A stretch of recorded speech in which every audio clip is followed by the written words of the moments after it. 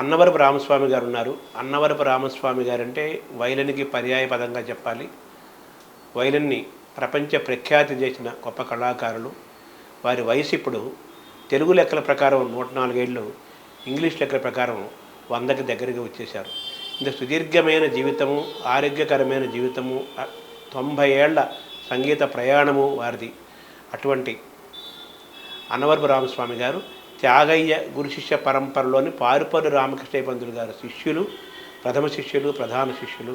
అటువంటి అన్నవరపు రామస్వామి గారిని అడిగి వారి జీవిత ప్రస్థానము, వారి ఆరోగ్య రహస్యాలు, వారి సంగీత జీవిత ప్రస్థానము, పారుపల్లి వారి విశేషాలు ఇవన్నీ తెలుసుకునే ప్రయత్నం చేద్దాం. సార్ నమస్కారం. సార్ నమస్కారం. ముందుగా మీకు మన తెలుగు లెక్కల ప్రకారం 104 ఏళ్ళు, ఇంగ్లీష్ లెక్కల ప్రకారం అయితే 100. ఒక 100 ఏళ్ల వ్యక్తిని, శతాయుషు ఉన్న వ్యక్తిని చూడటమే ఒక భాగ్యం. ఆ విధంగా మిమ్మల్ని మీలాంటి వాళ్ళని చూడటం ఒక మహద్భాగ్యము. తర్వాత మీ జీవితం అంతా సంగీతమేనా? అవునండి. ఏ వయసులో మీకు ఈ సంగీతంలో మీరు మీరు మొదలైంది సార్ మీది ప్రయాణం? 8 ఏట. మీ గురువు మొట్టమొదటి తొలి గురువుగా అంటే ఎవరు చెప్పాలి? మాగంటి జగన్నాథం చౌదరి గారు. ఎక్కడ సార్ మీ మొట్టమొదటి? మాది సోమవారపాడు అని ఏలూరులో కలిసిపోయింది. ఆయన ఆయన దగ్గర నేర్చుకున్నారు. అంటే వైలినేనా అది? వైలను అదే గాత్రం వైలను. అంటే సంగీతం మీ ఇంట్లో ఎప్పటి నుంచి ఉంది? మీతో మొదలైంది? తరతరాలుగా ఉంది. మా నాన్నగారు నాదస్వరం వాయించేవారు. మా అన్నగారు దీని కారకులు మా అన్నగారు సంగీతంలోకి రావడానికి. నేను చదువుకుంది ఫస్ట్ క్లాస్, 1వ తరగతి. నాదస్వరంలోకి మీ వెళ్లకుండా మీరు ఇటు గాత్రంలోకి, వైలిన్లోకి రావడానికి ఏమైనా కారణం ఉందా సార్? అది మా అన్నగారే, గోపాలం గారు అని. చాలా మెత్తగా చాలా 8 వాద్యాలు వాయించేవాడు ఆయన. దీంట్లో ఉంటే కదా వైలిన్లో ఉంటే వీడు బాగా అభివృద్ధి చెందుతాడు, దానికి ప్రాముఖ్యత ఎక్కువ ఉంది. ఇది అయితేనేమో ఊరికనే పెళ్ళిళ్ళ టైంలో తప్ప వీటితో పని ఉండదు. వైలిన్ అయితే చక్కగా ప్రపంచం అంతా తిరగచ్చు, నలుగురు విద్య చెప్పచ్చు, విద్యను అన్ని విధాలా బాగుంటుంది, బ్రతకడానికి అది బాగుంటుంది అని ఆయన. తర్వాత మీ సంగీత ప్రయాణంలోకి మనం కొంచెం విస్తారంగా వెళ్ళబోయే ముందు అసలు మీరు ఇన్నేళ్ళు ఇంత ఆరోగ్యంగా ఉండటానికి మీ ఆరోగ్య సూత్రాలు? సంగీతం ఒకటి కారణం. ఏ కోరికలు లేకపోవడం, ఏమండి, ఉన్న దాంట్లో తృప్తి. నాకేం చేశారనే దానికంటే నేనేదో చెయ్యాలనే కోరిక ఉండటం. అది నాకు కావాలనుకుంటే వ్యాధి కింద తయారవుతుంది, అది రాకపోగా. మనం చేయాలనుకున్నది ఉంటే చేస్తాం, లేకపోతే లేదు. దానివల్ల బాధ, ఆరోగ్యం పాడవుతుంది.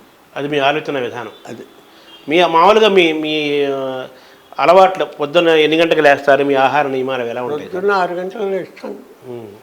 లేవగానే మొత్తం కట్టుకుని కాస్తంత ఇంట్లోనే, మా వరండా పెద్దది చూశారు కదా, అవును, ఆ వరండాలో నడుస్తాను ఒక 10 నిమిషాలు.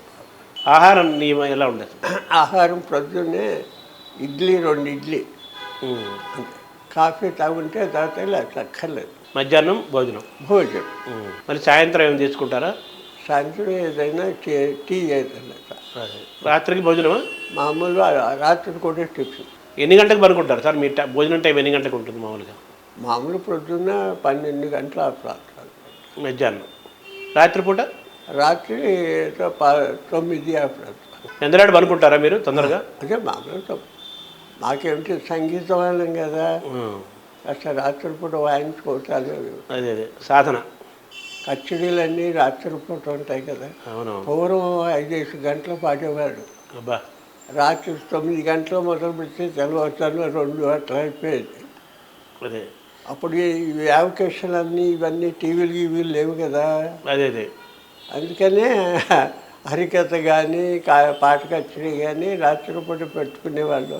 అంటే మీరు ఇలా జీవితాన్ని ఇలాగా ఆహారం విషయంలో మితంగా ఉండాలి, ఇవన్నీ కూడా మీకు ఎవరైనా నేర్పారా, మీరు నేర్చుకున్నారా స్వయంగా? నా జీవితమే నాకు లెక్క.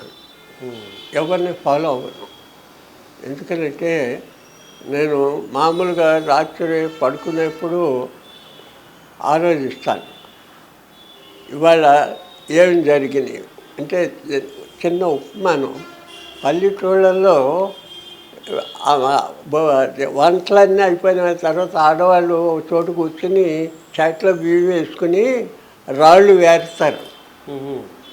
నీకు ఇప్పుడు అదంతా లేదు. అప్పుడు అది రాళ్ళన్నీ వేరేస్తే మిగిలేవేంటి. అలాగే రాత్రి పడుకోబోయేప్పుడు నేను ఇవాళ ఏం చేశాను, దీంట్లో తీసేయవలసినవి, చేయకూడనివి ఒకసారి.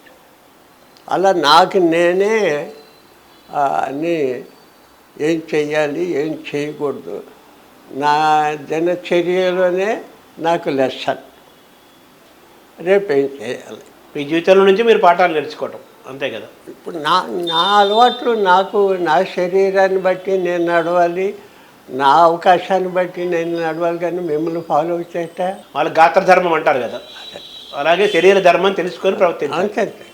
అలా మీరు మీలో ఏదన్నా నెగిటివ్ వాటిని చెడు వాటిని మీరు తీసేసుకునే సందర్భాలు ఉన్నాయా? నేను ఏదైనా చేయకూడదు ఉంటే దాన్ని వదిలేస్తున్నాను. అంటే ఎవరన్నా చేసినా కూడా అది లెసన్ కింద తీసుకుంటాను. అయ్యో అతను అది చేయబట్టి అది దెబ్బతిన్నాడు కనుక మనం దాని జోలికి వెళ్ళకూడదు. అది కూడా ఫాలో అవ్వాలి కదా, మనకి అన్నీ తెలియవు కదా. అంటే కళాకారులు అనగానే వాళ్ళకి అనేక అవకాశాలు వస్తాయి. తర్వాత కొంతమంది వ్యసనాలకు బానిస అయిపోయిన వెళ్ళిపోయారు. పెద్ద పెద్ద పెద్ద కళాకారులు అందరూ ఉన్నారు. సో మీరు ఆ వ్యసనాలన్నింటికి దూరంగా దానికి ఆకర్షణ గురవకుండా మిమ్మల్ని వీడు కాపాడుకున్నారు. ఇది నా ఆరోగ్యానికి కారణం. భోజనం చేసిన తర్వాత మళ్ళీ భోజనం చేయగలను ఒక అరగంటకి, మళ్ళీ వెంటనే అరగంట అలా ఉంటాను. ఓ బాగుంది కదని ఓ తినేసి తర్వాత అవస్థపడడం ఇలాంటివి ఉండవు.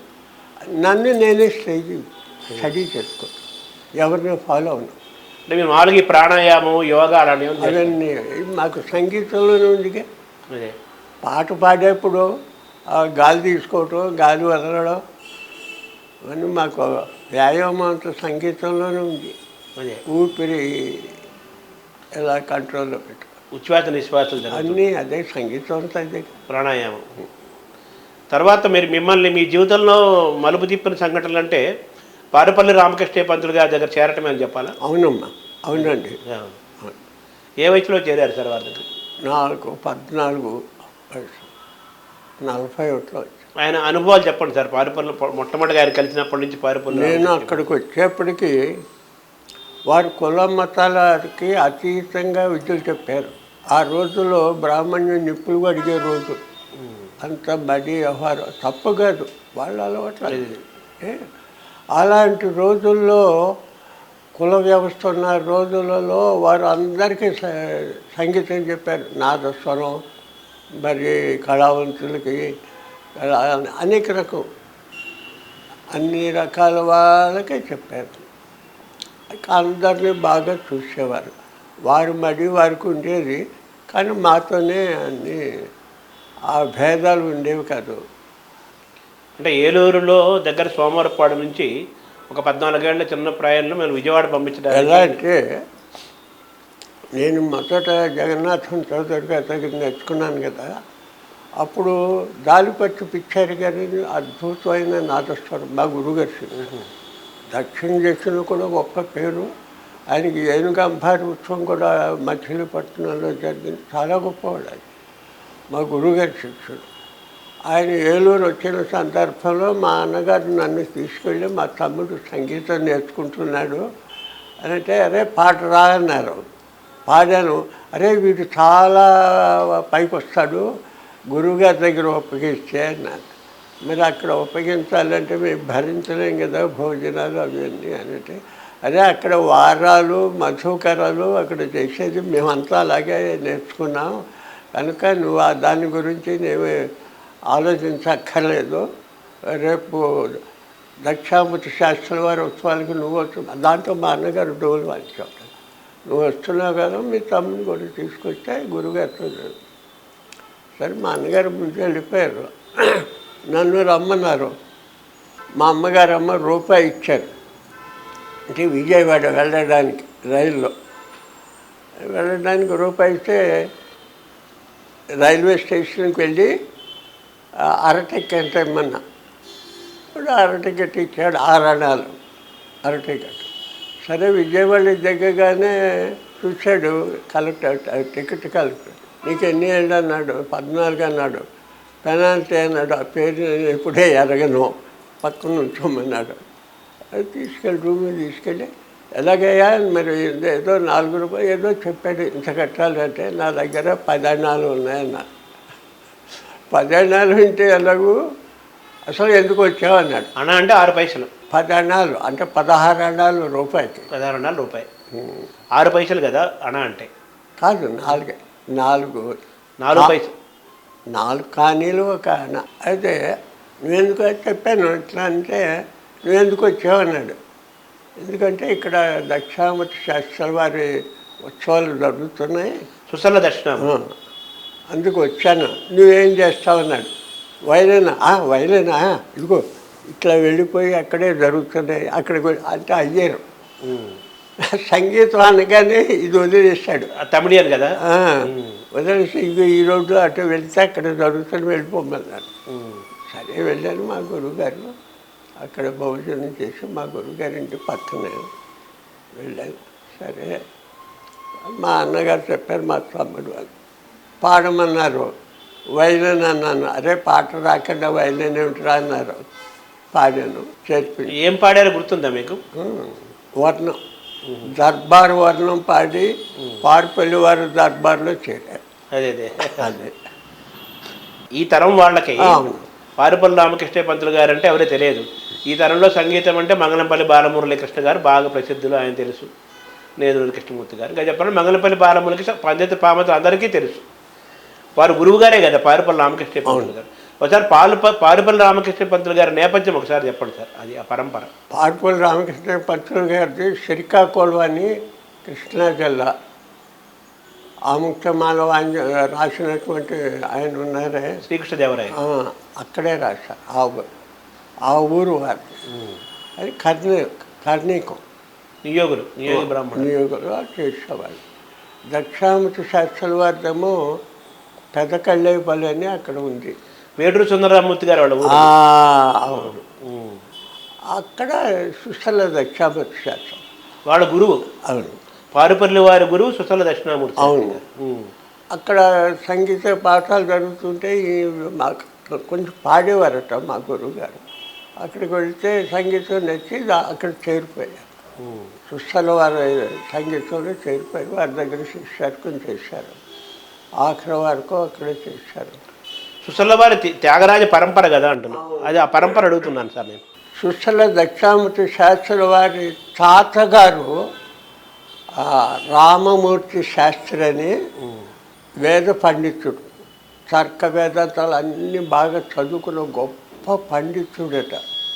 అయితే ఆర్థికంగా చాలా ఇబ్బంది పడుతున్నాడు ఆయన. పడుతూ ఉంటే అక్కడ ఊళ్ళో వాళ్ళు ఎందుకే అంత గొప్ప విద్వత్తు ఉండి కూడా నువ్వు ఎందుకు బాధపడతావు, ఒకసారి వెళ్ళి నవాబుని కలుసుకోండి. నవాబు పరిపాలనలో ఉండేది కృష్ణా జిల్లా.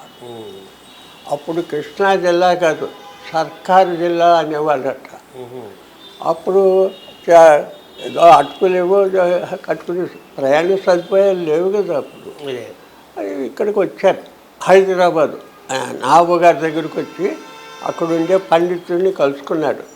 నేను హుజూరు వారి వార్తలు అక్కడే మా ఊరు కనుక నేను ఆర్థికంగా ఇబ్బంది పడుతున్నాను, ఏమైనా సహాయం చేస్తాను. సరే ఆ పండితుడు వెళ్ళి నవాబు గారి దగ్గరికి వెళ్ళి మీ ఇలాకలోనే మీ దీంట్లోనే గొప్ప పండితుడు వచ్చాడు, ఆయనకి మీరు ఏదైనా సహాయం అంటే రేపేమో పండిత సభ పెట్టండి, మీరందరూ ఆయన చాలా గొప్పవాడంటే నాకు అప్పుడు ఏది చూస్తే అది చేస్తాను అన్నారట. సరే తెల్లారి సభ పెట్టారు. పండితులందరూ కలిసి ఆయన ఏదో పరీక్ష చేశారు. చేసి అందరూ నమస్కారం చేశారు. ఈ మామూలు వ్యక్తి కాదు, చాలా గొప్పవాడు అని. అప్పుడు ఆయన 4 ఊళ్ళు ఇచ్చాడు, అగ్రహారాలు. అవి భద్రాచలం దగ్గర ఇంకెక్కడెక్కడ ఉండేవి. అది వాటి అప్పుడు ఈయన తాతగారు అనమాట, తాతగారు. ఈయనకేవో 2 ఊళ్ళో ఏవో వచ్చినాయి ఈయన భాగంలో. ఈయనకి సంగీతం అంటే ఇష్టం. దక్షిణామూర్తి శాస్త్రి గారు అవును, సంగీతం అంటే ఇష్టం. సరే బందర్ హెడ్ క్వార్టర్గా ఉండేది బ్రిటిష్ టైంలో. అక్కడికి పూర్వం ఏం చేసేవాళ్ళంటే ఈ సంగీతం వాళ్ళు సంబర బుధాన్ని వేసుకుని ఊరు వెళ్ళి అక్కడ ఆసామిని ఎవరినో పట్టుకుని అక్కడ పాడితే నలుగురు చేరి ఏదో డబ్బిచ్చారు. అలా ఒక ఆయన అరవత్తను వచ్చాడు కలెక్టర్ దగ్గరికి. అక్కడ సంగీతం ఉందంటే ఈయన వెళ్ళాడు, లక్ష్మణ శాస్త్రి గారు. వెళితే ఆయన పాడుతున్నాడు. పాడుతుంటే నువ్వు తప్పు పాడుతున్నావు అన్నట్టే. ఇంకో కొంచెం సంగీతంలో ప్రవేశం కొద్దిగా ఉంది శాస్త్రి వారికి. అంటే ఆయనేమో బాగా వచ్చిన వాడు కదా, డబాయించాడు. డబాయిస్తే ఇన్సల్ట్ ఫీల్ అయ్యేది. ఏమైనా సరే సంగీతం నేర్చుకోవాలి అనేసి అప్పుడు మరి ప్రయాణ సదుపాయాలు ఉండేవి కాదు, పడవల మీద నడిచి వెళ్ళాడు. అప్పుడు 20,000 పెడతారు నేర్చుకోవడానికి దక్షిణ శాస్త్రి వారు. ఎక్కడికి వెళ్ళారు దక్షిణామూర్తి శాస్త్రి గారు? 20,000 స్వామి ఉండేది అక్కడే కదా. అవునవును, అక్కడికి వెళ్ళి తమిళనాడులో తిరువయ్యారు. 20,000 అంటే 6 నదులు ఏవో ఉన్నాయి. తంజావూరు ప్రాంతం. అక్కడికి వెళితే ఆయన మేనల్లుడు వెంకట సుబ్బయ్య గారని ఆయన పరంపరకు శిష్యుడే వెంకట సుబ్బయ్య గారు. మేనల్లుడు శిష్యుడు. గ్రంథం అంతా ఆయనకు వచ్చు. అక్కడికి వెళ్ళి నేను ఏదో పలానా మురికినాడు ఏవో ఉంటాయి అవన్నీ చెప్పి అంటే నేర్చుకోవటానికి వచ్చానంటే సరే నేను పెద్దవాడిని అయ్యాను, కొంత అని నేర్పాడు. కొంత ఈయనతో పాటు ఒక గుడ్డి అతను కూడా నేర్చుకున్నాడు, శరభశాస్త్రి అని. ఆయన గురువుగారు చెప్పారు, నువ్వు గ్రంథం రాసుకుంటూ శాస్త్రిని దగ్గర పెట్టుకో. అంటే ఈయన దిశ సంతగ్రాహి శాస్త్రుల అతను ఏక సంతగ్రాహి. ఒకసారి వినగానే గుర్తు. అలా గ్రంథం అంతా పాఠం చెప్పుకుని రాసుకున్నారు. తర్వాత ఆయన ఫ్లూట్ వాయిస్తూ కచేరీలో బాగా చప్పట్లు వస్తే ఏం చేసేవాట. చూడడానికి నా కళ్ళు లేవని అద్భుతంగా వాయించేవాట శరభశాస్త్రి. త్యాగయ్య గారి శిష్యుడు వెంకట సుబ్బయ్య గారు. వెంకట సుబ్బయ్య గారి శిష్యుడు సుసల దక్షిణామూర్తి గారు. సుసల దక్షిణామూర్తి గారి శిష్యుడు పారిపల్లి రామకృష్ణ. సుసల వారు ఇక్కడికి వచ్చి గురుకులంగా అందరూ చాలామంది శిష్యులు నేర్చుకున్నారు. దాంట్లో మా గురువు గారు కూడా అవసాన కాలంలో కూడా మా గురువు గారే ఉండి సేవ చేశారు. సేవ చేస్తూ ఉండగా పట్టాభిరామయ్య గారు నేర్చుకోవటానికి వెళ్ళారు. సొగోత్రీయుడు పట్టాభిరామయ్య గారు. నేను పెద్దవాడిని అయినా పంతుల దగ్గర నేర్చుకున్నాను. ఆయన కాలం చేసి సుసల వారు. సరే పట్టాభిరామయ్య గారు మా గురువు గారి దగ్గర నేర్చుకున్నాను. ఆ సుసల వారే బాలమురళి అంటారా? లేకపోతే పుట్టగానే ఇవన్నీ ఎక్కడ పాడడం అని నేర్చుకోలేదైనా. వైలిన్ పట్టుకుంటూ ఆయన చేసేవాడు, మృదంగం పట్టుకుంటే ఏది పట్టుకుంటే అదే ఒకసారి వింటే ఆయన చేయడం అంతే, పూర్వజన్మానంతా. సో అలా పారిపల్లి రామకృష్ణ పంతులు గారు శ్రీకాకుళం ప్రాంతం నుంచి విజయవాడకు వచ్చి ఆయన ఈ సంగీత విద్య ఇంట్లోనే నేర్పడం మొదలుపెట్టారు. అలా మీరు వారి దగ్గర చేరారు. సో మీరు గాత్రము నేర్చుకున్నాను అన్నారు కదా, గాత్రము వైలిన్ రెండు వారు నేర్పారా పారిపల్లి వారు? అవును, గాత్రం అంటే వైలిన్ కూడా రావాలని చెప్పేవారు. ఎందుకంటే కేవలం గాత్రాన్నే నమ్ముకోకూడదు. ఆరోగ్య రీత్యా ఏదన్నా ఇబ్బంది వస్తే గాత్రం పోవు, ఏదన్నా జరగవచ్చు అని రెండు నేర్పారు. అక్కడ నేర్చుకున్న ప్రతి వాళ్ళకి గాత్రం వైలిన్. అంటే గాత్రంతో పాటు వైలిన్ నేర్చుకుంటే మంచిదని అంటారు కదా. అంటే మా లౌకికంగా సంపాదన ఆదాయమే కాకుండా బతుకుదలకే కాకుండా శృతి అవన్నీ తెలియాలన్నా కానీ అంటారు. బాగా జ్ఞానం వస్తుంది వైలిన్ వల్ల కూడా, రేంజ్ ఉంటుంది దానికి. అంటే మీ గురువుగారు మిమ్మల్ని గాత్రంలో కాకుండా వైలిన్గా మీ ప్రయాణం మొదలుపెట్టారు కదా, అది ఆయన ఆదేశించారా మీ నిర్ణయం అని? వారే చెప్పారు, రెండు నేర్చుకుంటే దేంట్లో అవకాశం దొరికితే దాంట్లో. గాత్రం బాగుండి కచేరీలు వస్తే దాంట్లో సెటిల్ అవుతారు. కానీ వైలిన్ కూడా వస్తే జ్ఞానం బాగా తెలుస్తుంది. స్వరస్థానాలు ఇది బాగా తెలుసు, స్వరజ్ఞానం అంటారు, అది బాగా తెలుసు. సో మీరు మొట్టమొదటి కచేరీ గాత్ర కచేరా వైలిన్ కచేరీ అండి? ఏ వయసులో మొదలుపెట్టారు? ఏమి చేశారు? చిన్నప్పటి నుంచి 12 ఏళ్ళ నుంచే. అంటే మీ వృద్ధిని మీ దీన్ని మేము గురువుగారు చూసారా పారుపల్లి రామకృష్ణ పంతులు? రేడియోలో చేపించింది వారేగా, ఆహా. వారికే వాంఛనీయం ఉన్నాయి. ఓ. మీ గురువుగారికి కూడా మీరు ఇప్పుడు మామూలుగా సంగీతం అనగానే గురు శిష్య పరంపరకి చాలా ప్రాముఖ్యత ఇస్తారు. ఈ గురు శిష్య పరంపర ఇప్పుడు కొంచెం అంత ఆరోగ్యకరంగా లేదు, అంత బాగలేదు అంటారు కదా. మీరు మీ తరంలో గురు శిష్య సంప్రదాయంలో ఉన్న గొప్పతనం ఏంటి, మీరు నేర్చుకుంది ఏంటి, తెలుసుకున్నది ఏంటి? అప్పుడు కూడా వీరు వేదాలు నేర్పిన పద్ధతిలో నేర్పారు మా గురువుగారు. వల్లించడం అంటారు, వల్లి వేయడం. అవును. వేదాలు ఒక వాక్యం చెప్తే అదే పదే పదే అనాలి. అప్పుడు పుస్తకాలు దానికి లేవు కదా. అవును. ఒక వాక్యం చెప్తే ఈ శిష్యులందరూ అదే వల్లి వేస్తుంటారు. ఈ సంగీతాన్ని కూడా ఆ పద్ధతిలో చెప్పిన గురువుగారు మా గురువుగారే. అంటే కీర్తనలు అలా చెప్పేవారా? ప్రతి ఒక్క సంగతి చెప్పడం, అది మేము పదే పదే అనడం, వీళ్ళకి వచ్చిందనుకుంటే నెక్స్ట్ మళ్ళీ చెప్పడం. ఇప్పుడు అట్లా కాకుండా వరుసనే చెప్పేసుకుని వెళ్ళిపోతున్నారు. ఈ వేద పద్ధతిలో చెప్పిన సంగీత విద్వాంసం మా గురువుగారు. సుశల దక్షిణామూర్తి గారు పారుపల్లి వారికి అలాగే చెప్పారు. ఎలా చెప్పారు మాకు తెలియదు. అంటే ఆ పరంపర వీరు అలా చెప్పారు. వేద విద్యా విధానంలో సంగీతాన్ని కూడా సంగతులు చెప్పి ఆ సంగతులు విద్యార్థులు వల్లి వేయడం, అది స్థిరపడిపోవటం, ఆ విధానంలో మీరు నేర్చుకున్నారు. పారుపల్లి వారు చెప్పారు. ఆకాశవాణితో మీ అనుబంధాలండి? వారే చేర్పించారు. అసలు ఆకాశవాణి రావడానికి మా గురువు గారే కారణం. మనకి 47లో స్వతంత్రత వచ్చింది, ఆగస్టు 5 వచ్చింది. రాగానే మా గురువుగారు ఒక అప్లికేషను, అప్పుడు పటేల్ బ్రాడ్కాస్టింగ్ మినిస్టర్, ఆయనకి రాశారు. అప్పుడు మద్రాసులో రేడియో స్టేషన్ ఉండేది, ఆడవాళ్ళకేమో తిరుచనపల్లిలో ఉండేది. ఇది కామను. మాకు మరి అవకాశాలు చాలా తక్కువ వస్తున్నాయి.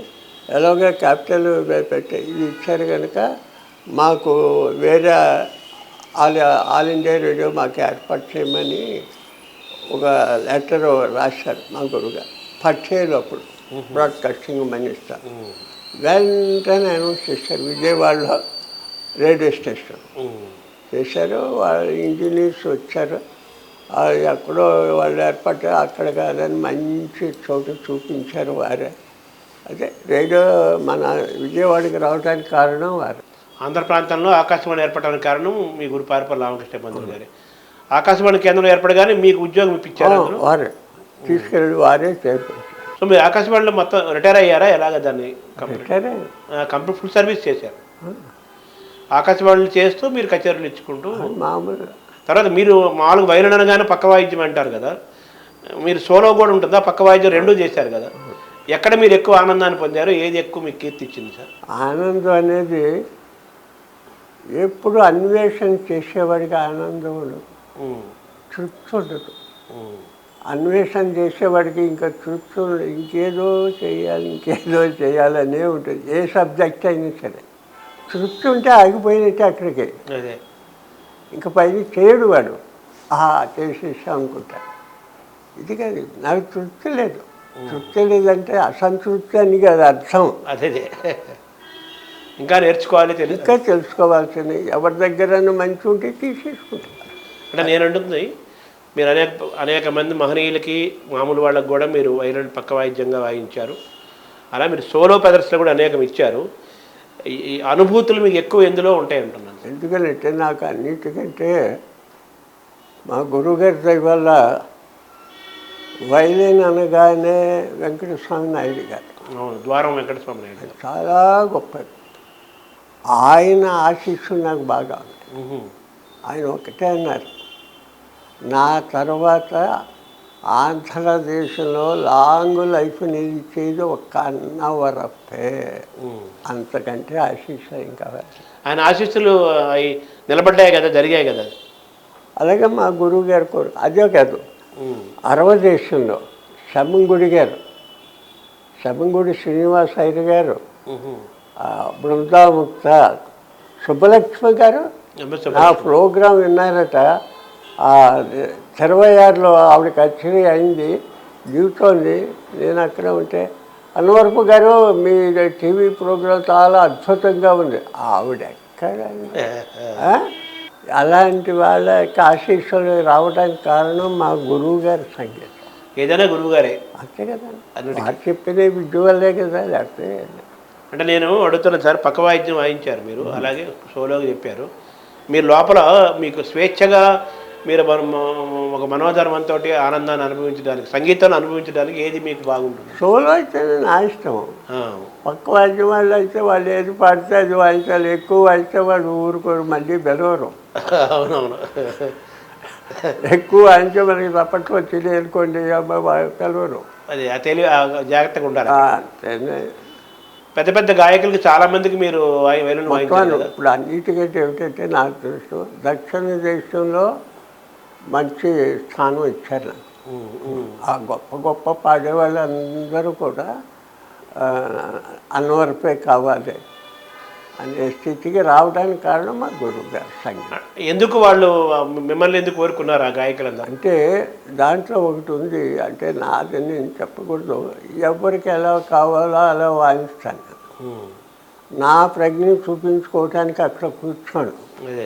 సహకార వాద్యం కదా, సహకరించడానికి కదా నేను ఒప్పుకుంది. అక్కడ మరి ఛాన్స్ దొరికిందని అని చేస్తే వాళ్ళకి ఇబ్బంది కదా. మెయిన్ ఏంటంటే గాత్ర కచేరీ అంటారు, దాంట్లో ఇవి ఉపవాద్యాలు. అందుకనే వాళ్ళకి హెల్ప్ చేస్తూ వీళ్ళున్నంత చెప్పాను. అందువల్ల అందరూ కూడా మిమ్మల్ని కోరుకుంటారు. ఈ సూత్రం మీరు తెలుసుకున్నారా, మీ గురువుగారు చెప్పారు? మా గురువుగారు చెప్పారు. వాళ్ళు 5 నిమిషాల్లో రాగం పడితే 2 నిమిషాలు అట్లాగే వాయించమని. సో ఆ గురువు యొక్క మార్గదర్శనం మీకు జీవితాంతం ప్రతి దాంట్లో ఉపయోగపడింది. ప్రతి దాంట్లోనూ వారి వల్లే నేను ఈరోజు ప్రతి దినచర్యలో కూడా, ఆరోగ్య విషయం ఏంటి, అన్ని విషయాల్లో కూడా వారు ఇదిలో కాస్త కోస్త నడవబట్టి నేను ఈ రోజు వరకు ఇట్లా. ఆయన నిష్టగా ఉండేవారు. అమ్మో, అన్నిట్లో మార్గదర్శకులు వారు, అన్నిట్లో. మీరు వాయించిన పెద్ద పెద్ద కళాకారులు ఎవరు సార్? అందరూ మొత్తం పెద్దవాళ్ళు చెప్పాలంటే పెద్దవాళ్ళందరూ వాయించారు. చెబ్బయ్య గారు, జిఎన్బి, అరకుడి గారు, మహారాజపురం విశ్వనాథ్ అయ్యర్ గారు, బృందముక్త అంటే ఇక వాళ్ళు అంటే అందరికీ భయం. చాలా గొప్ప పీఠం అది. వీణధనమ్మాళ్ళని మంచి పీఠం అది. అక్కడ వాళ్ళకి చాలా గౌరవం. అక్కడ సంగీతం, ఇక్కడ మనమేమో కళావంతులు అంటారు, వాళ్ళేమో పిల్లయ్య అంటారు.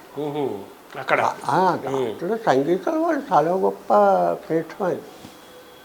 అదే అందరికీ మొత్తం. మహాలింగం ఒకసారి ఈ ఊరిలోనే, ఈ రవీంద్ర భారతిలో, అది కచ్చిరి. పాపం జ్వరం వచ్చి రూములో ఉన్నాడు.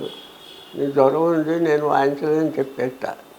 అన్నవరపు గారు వచ్చారు. అన్నవరపు అయితే వస్తానని వచ్చేసాడు వాయించాడు. అలాంటి అభిమానం వాళ్ళందరి దగ్గర. బాలచందర్, వీణ, మొత్తం మీద వాళ్ళందరూ. ఇదన్నిటికీ కారణం గురువు గారు వారు చెప్పిన మార్గంలో నడవబట్టి. ఏదో సాంక్షి వచ్చిందని వాన్ చేసుకుని నాకు పేరు రావడం కంటే కచేరీ బాగుంది అనిపించుకోవడం, దాంట్లో మనం ఉన్నాం. కచేరీ రక్తి కట్టాలి. ఓకే, కూర బాగుందంటే ఉప్పు కారాలు సరిగా ఉన్నాయనేగా. కచేరీ బాగుందంటే వైలెను మృదంగం బాగుందని అర్థం. ప్రపంచమంతా మీరు వైలెన్తో అని చాలా దేశాలు తిరిగారు కదా సార్. వాళ్ళు తమిళియన్స్ మన వాళ్ళని కొంచెం తక్కువగా చూస్తారు అంటారు కదా సార్. మీ విషయంలో అలా జరగలేదు కదా? అదే అంటున్నారు. చాలా నా విషయంలో న్యాయంగా చెప్పాలంటే ఇక్కడి నుంచి అక్కడ వెళ్ళి వాయించిన వాళ్ళు ఆ రోజుల్లో ఎవరు. నాకు బి క్లాస్లో ఉండగా నేషనల్ ప్రోగ్రాం వాయించాను వాళ్ళకి. బృందముక్త అంటే భయం అందరికీ. అంత మంచి పీఠ వాళ్ళు. వీణధనం వాళ్ళని సంగీతంలో మంచి పీఠ. అందరూ వెళ్ళి చేతులు కట్టుకుని అక్కడికి వెళ్ళి వినేవాళ్ళు. అరికుడు రామయ్య గారింటి వగైరా అందరూ వీణధనం వాళ్ళ గారు. ఆవిడ మనోరాలు వీళ్ళు. అక్కడ దేశంలో నాదస్వరం పిల్ల వాయించే వాళ్ళందరూ కూడా అక్కడ. అదే ఇక్కడ మనం కళావంతులు అంటాం. అవునవును. ఇప్పుడు ఎంఎస్ సుబ్బలక్ష్మి గారు కూడా మీరు వాయించారు. ఆవిడకి వాయించాం. ఆయన ఈయన ఉన్నాడు దగ్గర సదాశివను, ఉన్నారు కదా. ఆయన ఏమో బ్రాహ్మణులు తప్ప ఇంకొకరు రానిచ్చేవాడు కాదు. అదే ఉంటుంది అక్కడ మళ్ళీ. ఆవిడకేమో కోరిక ఉండేది అవును పాపం. నేను వాయించాలని. నేనంటే చాలా ఇదిగా చూసాను. ఇక్కడ మన ఓనేటి వారికి వాయించారా? ఓనేటి వెంకటేశ్వర అందరు నాకు జూనియర్లు వాయించాను. రేడియోలో పనిచేశాడు కదా. అవునవును, ఓనేటి వెంకటేశ్వర గారు.